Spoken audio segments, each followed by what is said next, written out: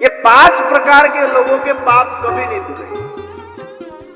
जो महापापी है उसमें प्रायश्चित ही नहीं है, वो बार बार पाप करता है।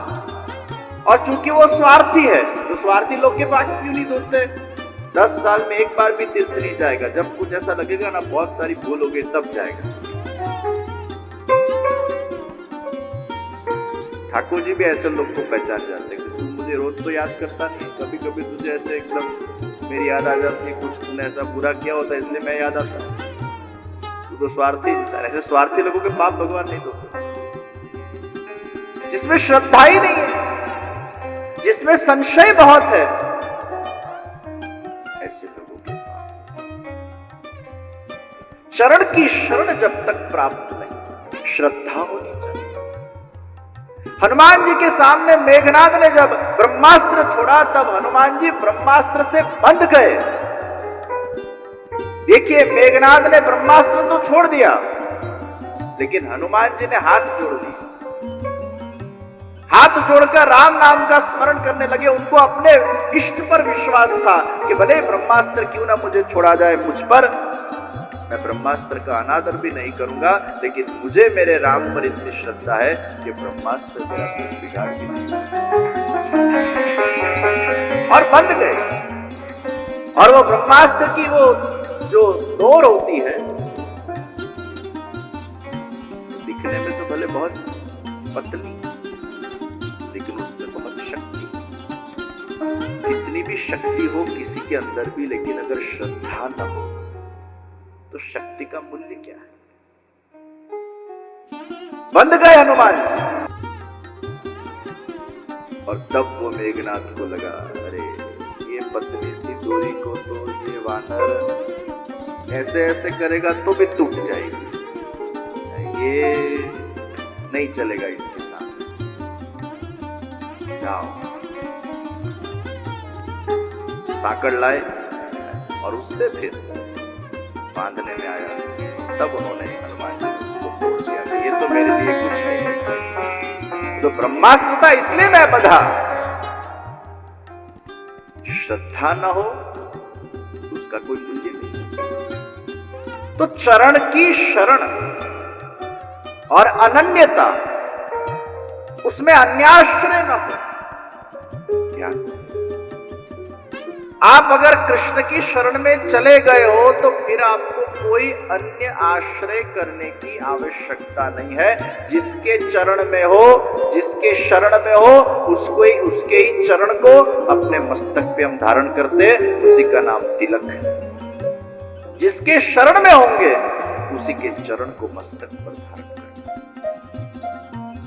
और इसलिए तिलक है। जिसके शरण में हो उसकी ही माला जपनी, जिसके शरण में हो उसका ही स्मरण करना है, जिसके शरण में हो उसी के चरण में समर्पित जो तत्व है, वस्तु है, उसको ही धारण करना है। तो अगर कृष्ण के शरण और चरण में हो तो आपको हल्दी कुमकुम का तिलक करना है, राउंड शेप का तिलक करना है। ये प्रभु के चरणारविंद हमारे मस्तक पर है। अगर कृष्ण के शरण में हो तो तुलसी की कंठी आपको पहननी है। अगर कृष्ण के शरण में हो तो तुलसी के मणके वाली माला से ही आपको जाप करने हैं। तो कृष्ण के शरण में हो तो जो कृष्ण के चरण में है, जो जो वो वस्तुएं हैं वो याद कर। और अगर आप अन्य देवी देवता के शरण में हो तो वो अन्य देवी देवता की जो भी प्रिय वस्तुएं हैं उनको धारण कीजिए और उनका जाप कीजिए। जो आपका इष्ट है उसके ही शरण में आप रखिए अपने आप को, उसके चरण को। कोई कृष्ण में मानता हो, कोई अन्य देवी देवता में मानता हो, सबकी अपनी अपनी आस्था। सर्वदेव नमस्कार केशवम प्रतिगच्छ। लेकिन कई बार लोग बहुत घोटाला कर देते हैं। लाइन सिलेक्ट करते साइंस, क्लास भरने जाते कॉमर्स की। जो लाइन सिलेक्ट की उसमें डीप जाओ ना। आपने जो लाइन सिलेक्ट की उसमें डीप जाओगे तो कुछ पाओगे, कुछ डिग्री तक पहुंचोगे। लेकिन लाइन ये सिलेक्ट की और जाते यहां हो। आपका इष्ट तय करो। जो आपका इष्ट है उसके ही चरण पकड़ो, उसकी माला धारण करो, उसका ही जाप करो, उसका ही स्मरण करो। आपके घर में, आपके मन में, आपके हृदय में आपका इष्ट होना चाहिए और उसका ही अनन्य आश्रय आपको होना चाहिए। जहां जहां आपका चित्त जाए उसका ही चरण का शरण हमेशा आपके चित्त में रहे, कोई अन्य आश्रय न करें। फिर जो भी आपका इष्ट है, ये अनन्यता बहुत आवश्यक है और भगवान कृष्ण को भी अनन्यता बहुत पसंद है। इसलिए भगवान ने अर्जुन से कहा, सर्वधर्मान परित्यज्य माम एकम शरणम, माम एकम, मेरे अकेले की शरणागति। तो ये शरणागति, तो चरण की शरण में जाना है। अगर आपने कृष्ण को माना है, अगर आपका कृष्ण से संबंध है, अगर आप कृष्ण को चाहते हो और अगर आप कहीं भी अन्य आश्रय करते हो तो उसका अर्थ क्या हुआ कि आपने जहां अन्य आश्रय किया वो कृष्ण से ज्यादा पावरफुल। ये प्रश्न वहां खड़ा होगा, क्या वो ज्यादा पावरफुल? और वो अगर ज्यादा पावरफुल है तो उसका अर्थ यह हुआ कि उनके नीचे कृष्ण है। वो तो संभवित, कृष्ण तो सर्वोपरि है। सब नदियां जैसे समुद्र में जाती है, आकाशात पतितम तोयम, आकाश में से जैसे पानी निकलता है, यथा गच्छति सागरम सर्वदेव नमस्कार केशव। तो मैं हर बार कहता हूं अपने प्रवचनों में, सत्संगों में, कथाओं में, आदर सबको दो। सब देवी देवता आदरणीय हैं और हमारे यहाँ मांगलिक प्रसंगों में उन देवी देवताओं का ओकेजनली स्थापन भी होता है, पूजन भी होता है, अर्चन भी होता है, निश्चित होना चाहिए। लेकिन आस्था, अनन्यता, इष्ट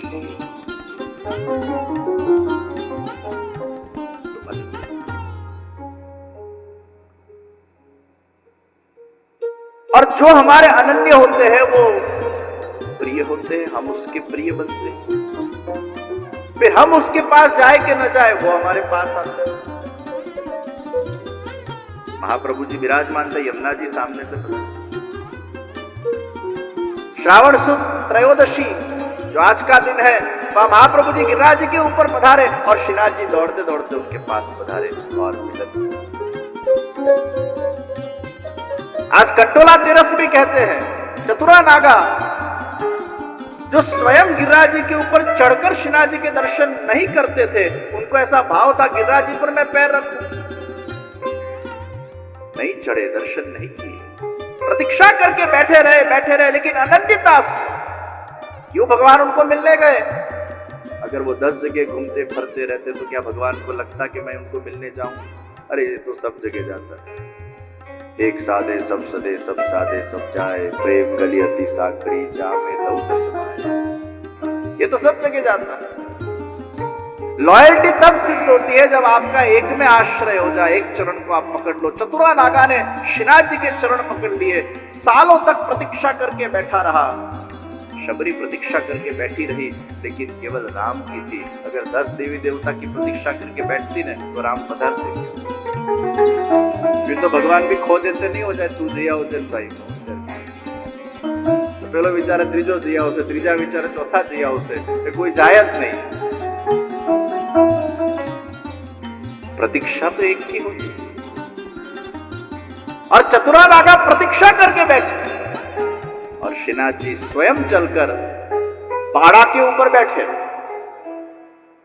कुम्मनदास जी को, माणिक चंद को, सदु पांडे आदि को आज्ञा करी कि मुझे ये चतुरा नागा के पास ले जाओ और उसके ऊपर बैठकर ऐसे घोर जंगल में ठाकुर जी पधारे और वहां चतुरा नागा ने आकर उनको प्रणाम किए, हे प्रभु आज इतने सालों की प्रतीक्षा आपने मेरी पूरी की, मेरा ये व्रत था कि मैं गिरिराज जी पर पैर नहीं रखूंगा और आप आज मुझ तक चलते आए। तो भगवान आप तक चलते कब आए?